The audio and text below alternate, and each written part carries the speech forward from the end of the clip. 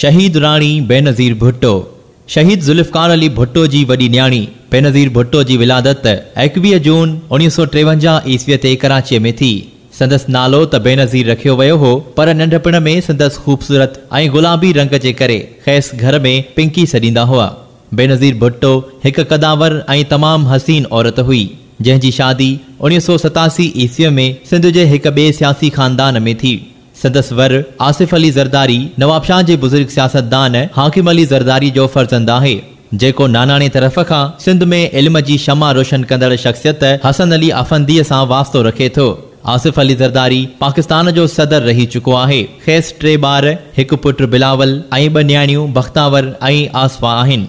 पाकिस्तान जी 2 भेरा चूंडियल वज़ीर आज़म शहीद बेनज़ीर भुट्टो जो वालिद शहीद ज़ुल्फ़िकार अली भुट्टो पाकिस्तान जो सदर ऐं वज़ीर आज़म रही चुको हो, जंहिंजो तालुक़ लाड़काने जी मरदम ख़ैज़ ज़मीन सां हो, जॾहिं त संदसि माउ बेगम नुसरत भुट्टो जो तालुक़ ईरान जे इस्फ़हान शहर सां आहे। बेनज़ीर संदन वॾ धीउ हुई। ही पाण में 4 भाइर भेनरूं हुआ, जिन मां हाणे सिर्फ़ हिकु भेण सनम भुट्टो हयात आहे। बेनज़ीर भुट्टो खे इब्तिदाई तालीम लाइ कराचीअ जी मिसिस जेनिंग जे नर्सरी स्कूल में दाख़िल कयो वियो, जंहिंखां पोइ हुन 1958 ईस्वीअ में कराचीअ जे मशहूर school convent of Jesus and मेरी में दाख़िला वरिती। नंढपण में हूअ हिकु सुलक्षणी ऐं समाजी नीगर हुअण सां गॾु तमामु ज़हीन ऐं होशियार शागिर्दियाणी हुई। 7 सालनि जी उमिरि में जॾहिं संदसि वालिद जनरल अयूब खान जी मरकज़ी काबीना में वज़ीर थियो, त संदसि कुटुंब रावलपिंडीअ में रिहाइश अख्तियार कई, जिते पहिरीं ख़ैस प्रेज़ेंटेशन कॉन्वेंट में दाख़िल कयो वियो, पर पोइ जल्द ई संदसि भेण सनम भुट्टो सां गॾु कोहमरीअ जे बोर्डिंग हाउस में मोकिलियो वियो। हुन दौर में हिन खे किताबनि पढ़ण जो शौक़ु थियो। किताबनि में हुन खे तारीख़, आतम कहाणियूं ऐं अगाथा क्रिस्टीअ जूं जासूसी कहाणियूं पसंदि हुयूं। बेनज़ीर खे टपाल जूं टिकलियूं गॾु करण जो बि शौक़ु हो ऐं हूअ स्कूल जी रांदियुनि ऐं ॿियनि गैर निसाबी सरगर्मियुनि में हिसो वठंदी हुई। उन करे संदसि उस्ताद ख़ैस घणो भाईंदा हुआ। 1966 ईस्वीअ में जनरल अयूब खान जी हुकूमत खां धार थियण खां पोइ भुट्टो साहब कराची वापसि मोटी आयो ऐं बेनज़ीर वरी convent of Jesus and Mary school में दाख़िला वरिती, जितां हुन सिर्फ़ 15 सालनि जी उमिरि में ओ लेवल जो इम्तिहान ॾिनो। उन खां अॻु 1967 ईस्वीअ में पाकिस्तान पीपल्स पार्टी जो बुनियादु पइजी चुको हो, जंहिंजो चेयरमैन भुट्टो साहब बणियो ऐं बेनज़ीर सिर्फ़ 14 सालनि जी उमिरि में उन जे बुनियादी 5 मेंबरनि में शामिल हुई। कुझु वक़्तु ग्रामर स्कूल में पढ़ण खां पोइ हूअ हार्वर्ड यूनिवर्सिटीअ जी रेड क्लिफ कॉलेज में पढ़ण लाइ अमेरिका हली वई। 1970 ईस्वीअ जी चूंडुनि में ओलह पाकिस्तान मां पीपल्स पार्टी जी अक्सरियत सां चूंडजण महिल हूअ अमेरिका में हुई। उन खां पोइ ओभर पाकिस्तान जूं हालतूं ख़राब थियूं ऐं जंग लॻी। ओभर पाकिस्तान धार थी वियो। भुट्टे साहब खे बाक़ी रहियल पाकिस्तान जो सदर ऐं चीफ मार्शल लॉ एडमिनिस्ट्रेटर बणायो वियो।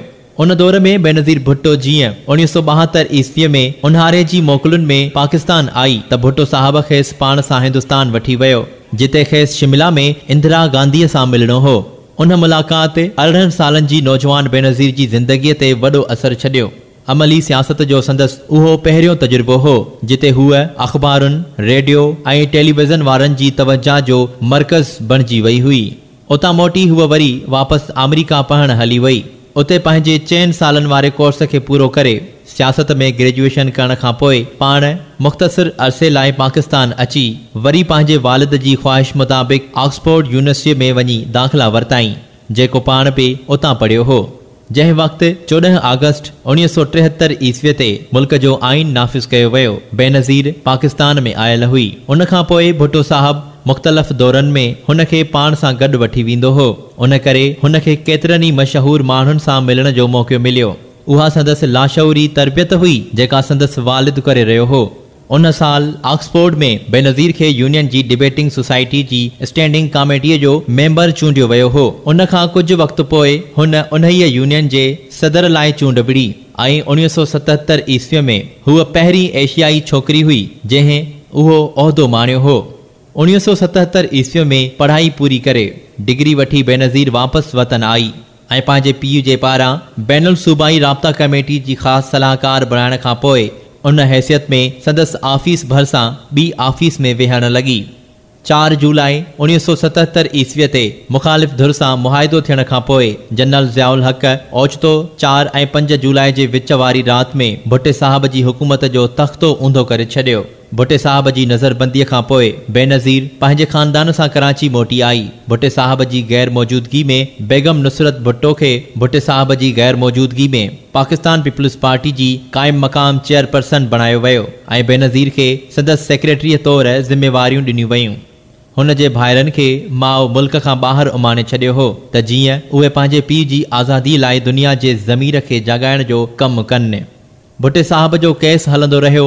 बेनज़ीर ऐं बेगम नुसरत भुट्टो खे बार बार गिरफ़्तार ऐं आज़ादु कयो वियो, कॾहिं कराचीअ में, कॾहिं सहाला पुलिस कैंप में त कॾहिं सखर जेल में।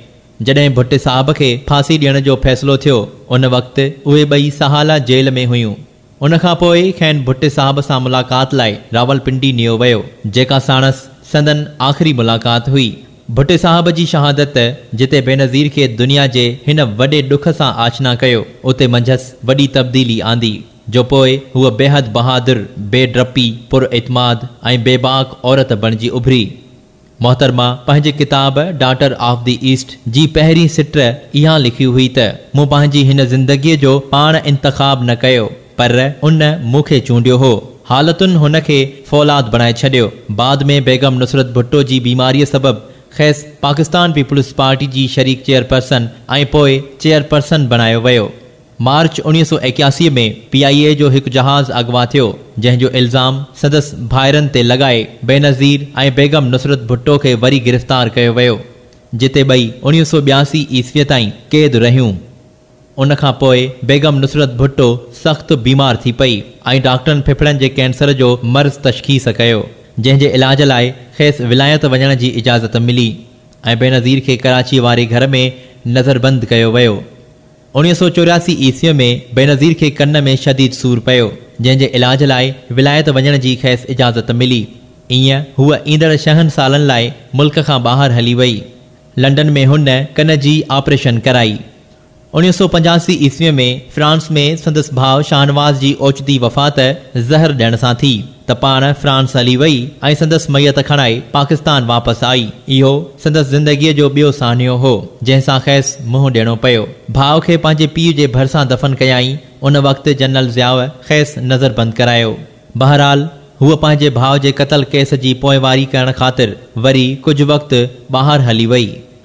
1986 ईस्वीअ में जॾहिं हूअ लाहौर वापसि पहुती त लखे माण्हुनि संदसि इस्तक़बाल कयो। संदसि अहिड़ी शाया निशान वापसीअ खां पोइ 18 दिसंबर 1987 ईस्वीअ में संदसि शादी आसिफ अली ज़रदारी सां थी। 10 अप्रैल ते ओझड़ी कैंप वारे वाक़े खां पोइ 29 मई 1987 ईस्वीअ ते जनरल ज़िया मोहम्मद ख़ान जुनेजी जी हुकूमत ऐं असेंबलियूं ख़तमु कयूं ऐं चूंडुनि जो ऐलान कयो। 17 अगस्त 1987 ईस्वीअ ते जनरल ज़िया जो जहाज़ तबाह थी वियो। ज़ालिम आमिर जो अहिड़ो अंत अचण ते पाकिस्तान जे माण्हुनि जो ख़ुदा जे इंसाफ़ ते ईमान अञा पुख़्तो थियो। ग़ुलाम इसहाक़ ख़ान मुल्क जो सदर मुक़ररु थियो, जंहिं इलेक्शन कराइण जो ऐलान कयो। उन वक़्तु बेनज़ीर बिलावल भुट्टो खे जनम ॾेई बिलावल हाउस में शिफ्ट थी चुकी हुई। चूंडुनि में हुन जी पार्टीअ ख़िलाफ़ नवाज़ शरीफ़ जी सरबराही में इतिहाद ठाहियो वियो। बेनज़ीर चूंड मुहिम लाइ कामयाब दौरा कया ऐं पार्टीअ खे मुनज़िम कयो। 1988 ईस्वीअ वारियूं इहे चूंडूं पाकिस्तान पीपल्स पार्टीअ खटियूं ऐं 2 दिसंबर 1988 ईस्वीअ ते ऐवान सदर में बेनज़ीर भुट्टो वज़ारत उज़्मा जो कसम खयो। समूरी दुनिया जे इस्लामी मुल्कनि में हूअ पहिरीं मुसलमान औरत ऐं पहिरीं सिंधियाणी हुई जेका कंहिं इस्लामी मुल्क जी वज़ीर आज़म बणी हुई। 12 दिसंबर ते क़ौमी असेंबलीअ मां एतमाद जो वोट वरिताईं। 5 अगस्त 1999 ईस्वीअ ते मुल्क जे सदर ग़ुलाम इसहाक़ ख़ान टेलीविज़न तां क़ौम खे ख़िताब करे बेनज़ीर हुकूमत खे बरतरफ़ करे असेंबलियूं टोड़े छॾियूं। उन खां पोइ निगरान हुकूमत ग़ुलाम मुस्तफ़ा जतोई खे ॾिनी वई ऐं नयनि चूंडुनि जो ऐलान थियो। चूंडूं थियूं ऐं नवाज़ शरीफ़ हुकूमत ठाही। नई असेंबलीअ में बेनज़ीर मुखालिफ़ धुर जी लीडर चूंडिजी वई। 6 नवंबर 1990 ईस्वीअ ते हुन मुखालिफ़ धुर जे अॻवान तौरु असेंबलीअ खे ख़िताब कयो। सिंध में हुकूमत जाम सादिक अलीअ खे ॾिनी वई, जंहिं पाकिस्तान पीपल्स पार्टी ऐं बेनज़ीर भुट्टो खे घणो नुक़सानु पहुचायो। बेनज़ीर भुट्टो जे वर आसिफ ज़रदारी ते केतिरा ई इल्ज़ाम हणी मुक़दमा क़ाइमु कया विया। 1992 ईस्वीअ में नवाज शरीफ़ खे साॻे ई क़िस्म जा इल्ज़ाम हणी गुलाम इसहाक़ खान बरतरफ़ कयो ऐं असेंबलीअ खे ख़त्म करे बलख शेर मज़ारीअ खे निगरान वज़ीर आज़म मुक़ररु कयो।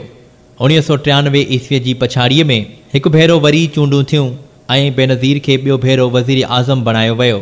13 नवंबर ते संदसि नामज़द उम्मीदवार फारूक अहमद लिगारी सदर चूंडियो वियो।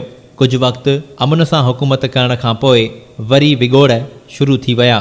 1995 ईस्वीअ जे आख़िरी ॾिहाड़नि में सदर फारूक लिगारी बेनज़ीर जो मुख़ालिफ़ थी बीठो। 20 सेप्टेम्बर 1995 ईस्वीअ ते बेनज़ीर जी पंहिंजी हुकूमत में साज़िश करे संदसि मुंबी भाउ मीर मुर्तज़ा भुट्टे खे शहीद कयो वियो। हूअ जहिड़ो कि टुटी पई, अञा सदमे में हुई त 5 नवंबर ते ख़ाउस हुकूमत बि खसी वई। क़ौमी असेंबलीअ खे टोड़े संदसि सरकार खे बरतरफ़ कयो वियो। 1996 ईस्वीअ जे उन ज़वाल में जिन 3 माण्हुनि जो हथु हो, उहे 3 संदसि आंदल या मुक़ररु कयल हुआ। हिकु भेरो वरी चूंडुनि जूं तयारियूं थियूं। सिंध जो निगरान वज़ीर आला मुमताज़ अली भुट्टो खे कयो वियो। चूंडूं थियूं, उन्हनि में तमामु घटि माण्हुनि हिसो वरितो।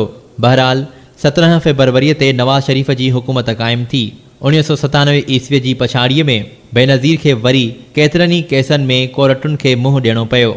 जिदोजहद जे तवील सफ़र ऐं मुख़ालिफ़नि वटां मिलंदड़ तकलीफ़ुनि ख़ैस अञा अवाम जे वधीक वेझो करे छॾियो। 1999 ईस्वीअ में जॾहिं पाण पाकिस्तान खां ॿाहिरि हुई त 12 अक्टूबर 1999 ईस्वीअ ते जनरल परवेज़ मुशर्रफ नवाज शरीफ़ जी हुकूमत ख़त्म करे इक़्तिदार ते कब्ज़ो कयो। बेनज़ीर दुबईअ में जलावतनी जी ज़िंदगी गुज़ारण खां पोइ 18 अक्टूबर 2007 ते वतन वापसि अचण जो फ़ैसिलो कयो। संदसि इस्तक़बाल लाइ कराची एयरपोर्ट ते लखें माण्हू अची गॾु थिया। संदसि काफ़िलो जॾहिं कारसाज़ वटि पहुतो त 2 ज़ोरदार बम धमाका थिया, जंहिं में 179 माण्हू अजल जो शिकार थिया। बेनज़ीर खे मारण जी उन साज़िश में संदसि दुश्मन कामयाब न थिया। हुन जे अज़म में का घटिताई कान आई। ईंदड़ इलेक्शन जी तयारी कंदे हिन समूरे ख़तरनि जे बावजूदि मुल्क जे मुख़्तलिफ़ इलाइक़नि जा दौरा ऐं जलसा कया। 27 दिसंबर 2007 ते बेनज़ीर भुट्टो रावलपिंडीअ जे लियाक़त बाग में हिकु आलीशान जलसो करण में कामयाब थी वई। जलसे तां वापसीअ महल अवाम जे ज़बरदस्त मोहबतुनि ऐं नारनि जो जवाबु ॾियण लाइ हुन जीअं ई पंहिंजी गाॾीअ मां मुंहुं कढियो त हिकु भेरो वरी मथसि गोलियूं वसायूं वयूं ऐं बम फाड़िया विया, जंहिं में पाण शहीद थी वई।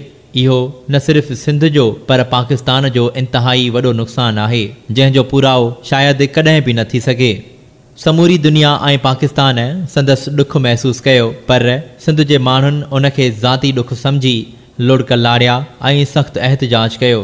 संदसि शहादत खां पोइ माण्हू ख़ैस मारूई मलीर जी, सिंध राणी ऐं शहीद राणी जहिड़नि नालनि सां यादि कनि था।